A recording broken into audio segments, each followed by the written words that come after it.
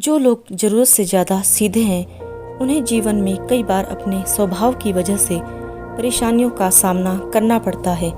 जिन लोगों का स्वभाव ज़रूरत से ज़्यादा सीधा, सरल और सहज होता है उन्हें समाज में कई परेशानियों का सामना करना पड़ता है। चालाक और चतुर लोग इनके सीधे स्वभाव का गलत फ़ायदा उठाते हैं। ऐसे लोगों को कमज़ोर माना जाता है। अनावश्यक रूप से लोगों की प्रताड़ना झेलनी पड़ती है। ज़्यादा सीधा स्वभाव मूर्खता की श्रेणी में माना जाता है। इसलिए व्यक्ति को थोड़ा चतुर और चालाक भी होना चाहिए ताकि वह जीवन में अपने लक्ष्य प्राप्त कर सके और समाज में बुरे लोगों के बीच सुरक्षित रह सके। गौतम बुद्ध की इस कहानी से सीख मिलेगी कि हमें हद से ज़्यादा सीधा भी नहीं होना चाहिए। एक बार की बात है, गौतम बुद्ध अपने शिष्यों के साथ बैठे थे। उसी समय राजा अजातशत्रु वहां पहुंचे और बुद्ध से कहने लगे, हे बुद्ध, जब से मैं आपका शिष्य बना हर कोई मेरा शोषण कर रहा है। आपका शिष्य बनने से पहले सभी लोग मुझसे डरते थे क्योंकि उस वक्त मैं बहुत कठोर था और मैं किसी को मौत की सज़ा देने से पहले एक बार भी नहीं सोचा करता था। लेकिन आपका शिष्य बनने के बाद मेरा किसी को दंड देने का मन नहीं करता और ना ही मुझे गुस्सा आता है। मैं शांत हो गया हूँ और सभी को दया भावना से देखता हूँ। लेकिन कुछ लोग मेरे इस बदलाव का अनुचित लाभ उठा रहे हैं और इसने मेरे राज्य के लोगों को भी एक तरह के खतरे में डाल दिया है।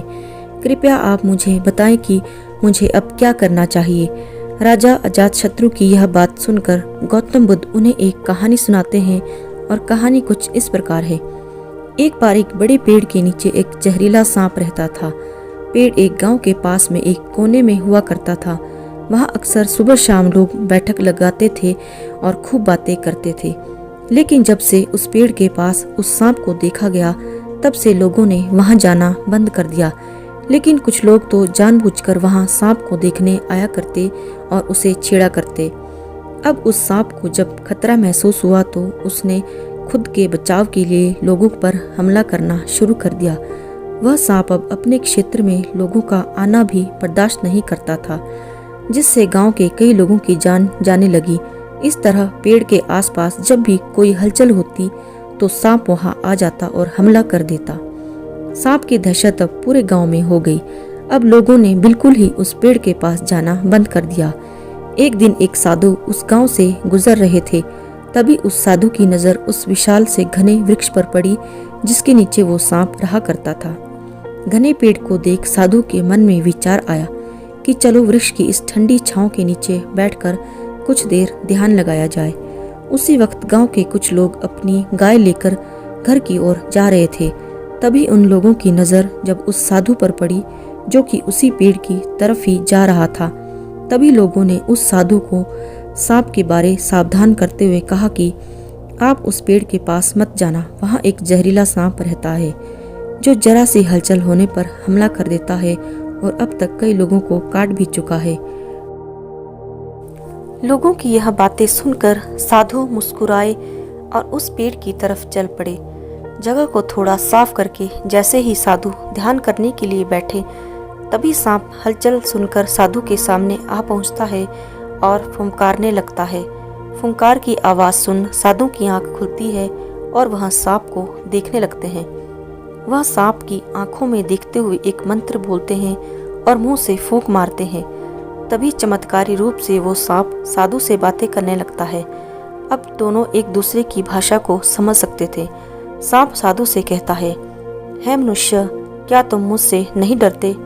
क्या तुम नहीं जानते यह मेरा क्षेत्र है और यहाँ आने की किसी की हिम्मत नहीं?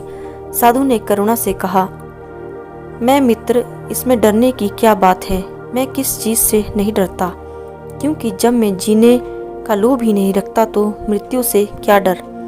सांप साधु की ये बातें सुनकर चौंक गया, क्योंकि सांप की इससे पहले ऐसे लोगों से मुलाकात हुई थी जो उसको मारना चाहते थे या उसके डर से भाग जाते थे, लेकिन वह ऐसे व्यक्ति से कभी नहीं मिला था जो उससे नहीं डरता।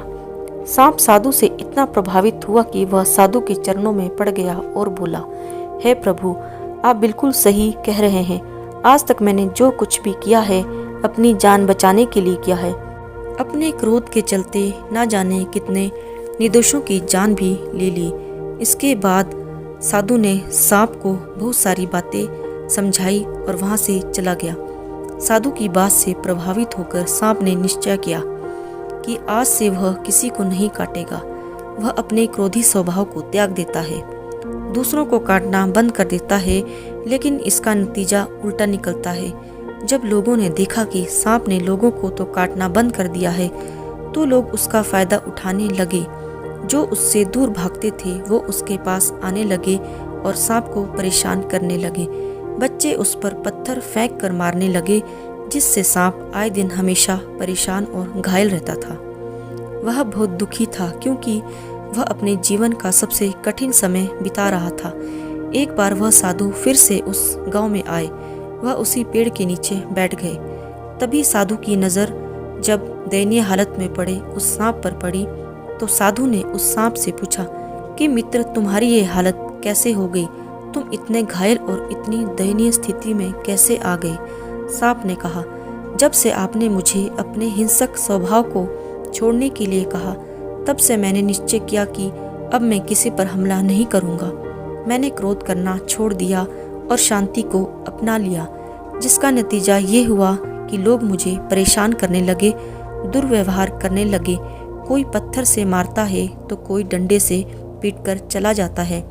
सांप की बात सुनकर साधु ने कहा, मित्र, मैंने तुमसे कहा था कि बेवजह दूसरों को मत काटो, लेकिन मैंने तुम्हें तुम्हारी आत्मरक्षा के लिए हमला करने से नहीं रोका था। कहानी सुनाने के बाद बुद्ध ने राजा से कहा, हे राजन, तुमने भी मेरी बात को गलत तरीके से अपनाया। मैंने आपसे अपने कर्तव्यों को छोड़ने के लिए कहा था, किंतु आप अपने कर्तव्य से भी विमुख हो गए।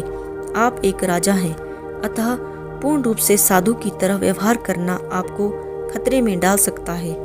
तुम्हें सिर्फ अंदर से साधु की तरह रहना था और बाहर से राजा की तरह, ताकि जरूरत पड़ने पर खुद की, प्रजा की और राज्य की रक्षा कर सको।